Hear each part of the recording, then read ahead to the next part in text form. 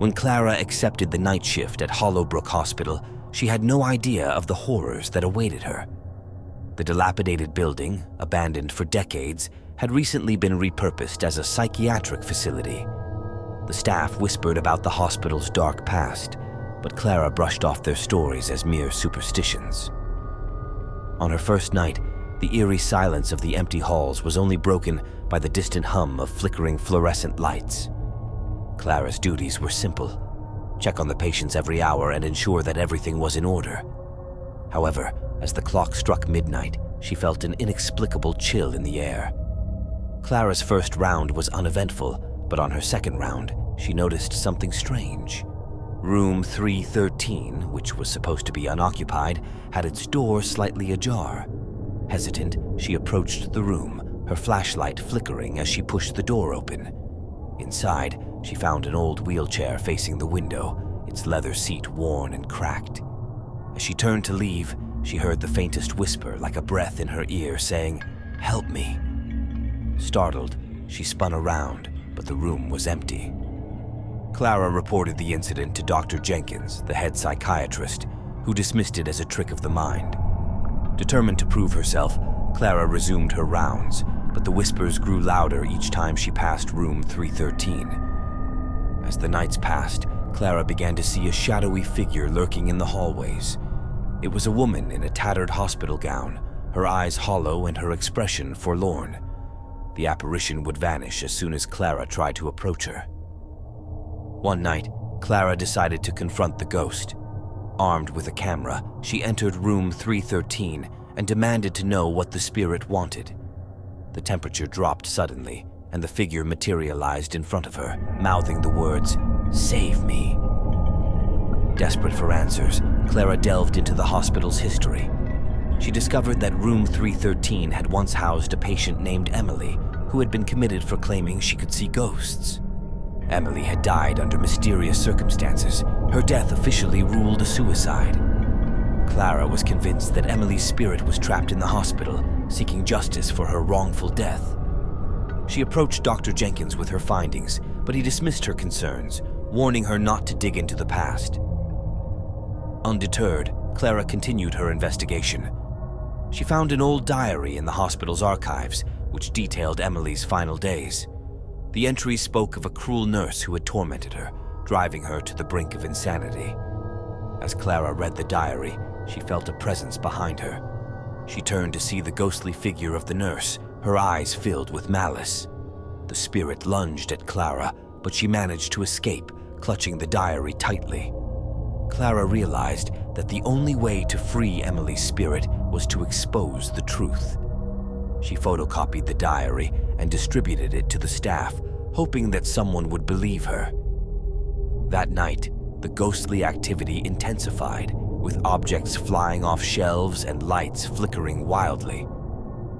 Dr. Jenkins, now convinced of the paranormal activity, conducted a séance in room 313. As the group held hands, the temperature plummeted, and Emily's ghost appeared, pointing to a hidden compartment in the wall. Inside the compartment, they found a set of letters detailing the nurse's abuse and a bottle of poison. Emily had been murdered, and her death covered up. The revelation brought a sense of closure, and Emily's spirit finally found peace. With Emily's ghost gone, the hospital returned to normal. Clara continued her night shifts, but she could never forget the terror she had faced. Hollowbrook Hospital still had its secrets, but at least one restless soul had found solace, thanks to Clara's bravery.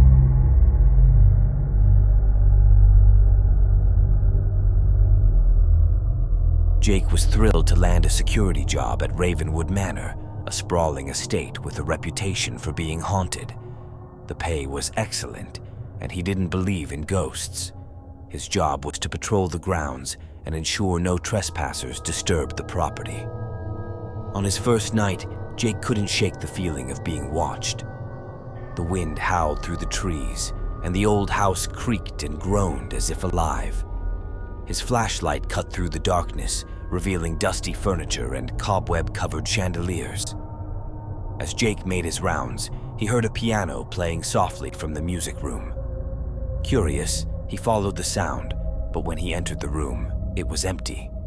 The piano lid was closed and the keys untouched. Each night, the phantom music would play at the same time, and Jake began to see fleeting glimpses of a woman in a long, flowing dress. She would appear at the edge of his vision, disappearing as soon as he turned to look. Determined to solve the mystery, Jake set up cameras throughout the manor. Reviewing the footage, he saw the woman clearly for the first time. She had pale skin, dark eyes, and a sorrowful expression. She seemed to be searching for something.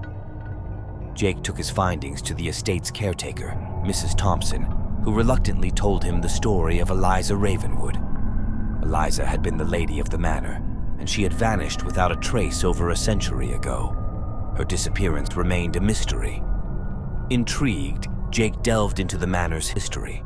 He discovered that Eliza had been betrothed to a wealthy suitor, but she had fallen in love with a servant. Their forbidden romance ended in tragedy when her lover was found dead, and Eliza disappeared shortly after. Jake became obsessed with finding out what had happened to Eliza. He scoured the manor for clues, eventually discovering a hidden passage behind the library bookshelf. The passage led to a small, secret room filled with old letters and a diary. The diary revealed Eliza's torment. She had been locked away by her family to prevent her from eloping with the servant. Driven to despair, she had taken her own life, and her spirit remained trapped in the manor, searching for her lost love. One night, as Jake explored the hidden room, the temperature dropped, and he felt a cold hand on his shoulder. He turned to see Eliza's ghost, her eyes pleading for help. She pointed to a loose floorboard, where Jake found a locket with a portrait of her lover. Jake realized that Eliza's spirit was bound to the locket. He decided to reunite the locket with her lover's grave, hoping it would bring her peace. He spent the next day searching the estate's old graveyard, finally finding the servant's unmarked grave. That night, Jake placed the locket on the grave and whispered a prayer. The air grew still, and Eliza's ghost appeared one last time. She smiled, a look of relief washing over her face, before slowly fading into the night. With Eliza's spirit at rest, the manor felt different. The oppressive atmosphere lifted, and the phantom music ceased. Jake continued his patrols, but he no longer felt the eerie presence that had once haunted the halls. Mrs. Thompson thanked Jake for his bravery, and the story of Eliza Ravenwood became a local legend. Visitors to the manor would often ask about the ghost, and Jake would recount his tale, ensuring Eliza's tragic love story was never forgotten. Though his nights at Ravenwood were now quiet, Jake couldn't shake the feeling that the manor still held other secrets. He remained vigilant, knowing that, in a place as old as Ravenwood, the past never truly rests.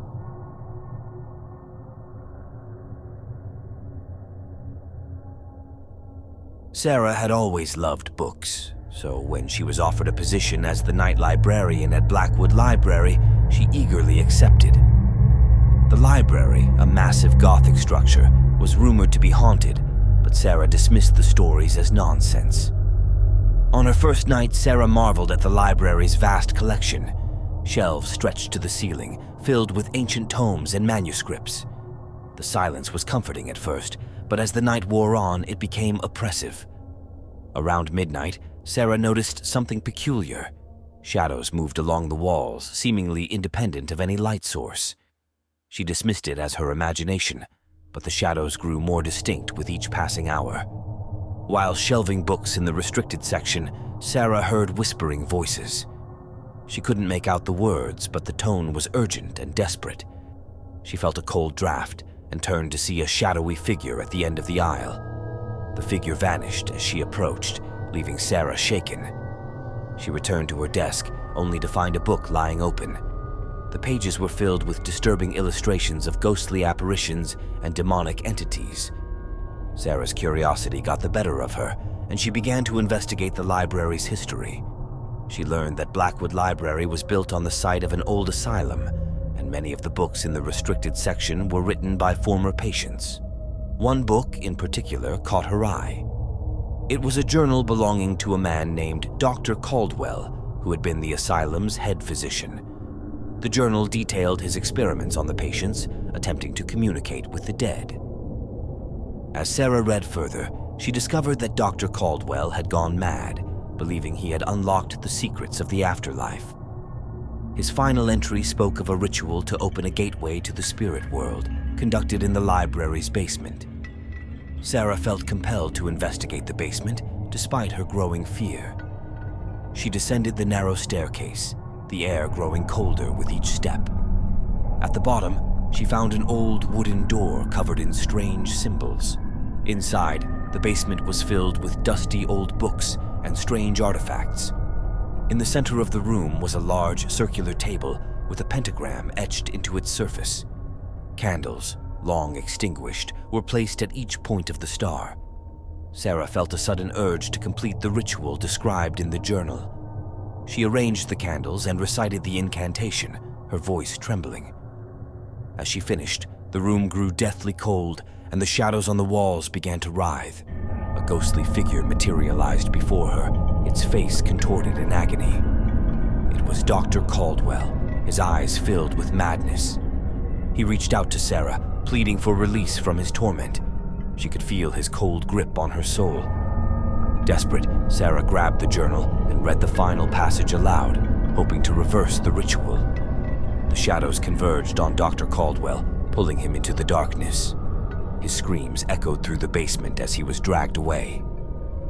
With the ritual undone, the shadows dissipated and the basement returned to its previous state.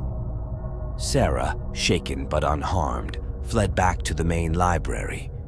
She knew she had to warn the others about the dangers lurking below.